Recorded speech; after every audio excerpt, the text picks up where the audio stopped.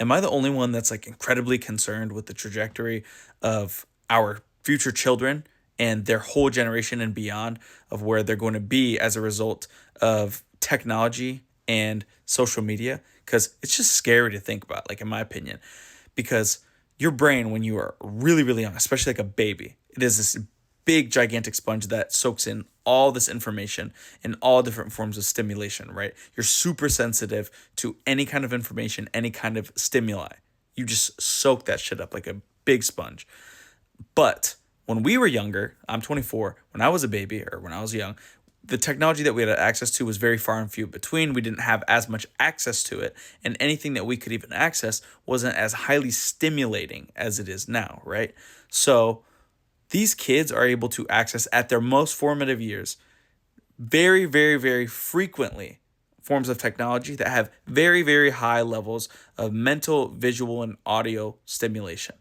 Just like think about like how much more impactful that is on their brains. Like any kid that you see that's been an iPad baby or that has like heavy access to like screens for years and years, they almost always have behavioral issues and they always have attentional issues. Like any form of ADHD or whatever, like it's going to be so much worse because of that. It's just scary in my opinion to think about like how it's becoming more and more normalized. I'm sure that as the years pass, it's going to be more normalized to have kids have phones at a younger age and stuff like that. It's just concerning to think even if you wanted to take that away to prevent your kids from doing this, it would end up being a backfire as a result if it becomes more normalized because most likely all their other classmates or all their other friends are going to have phones and stuff like that because it's more normalized and you're trying to do the right thing to take those things away from them for the betterment of their mind and like how their mind as a human being like develops. You're trying to look out for them and they're going to end up feeling left out because they aren't able to have what other people have around you because it's being normalized when it's not even a good thing to begin with. It's bad.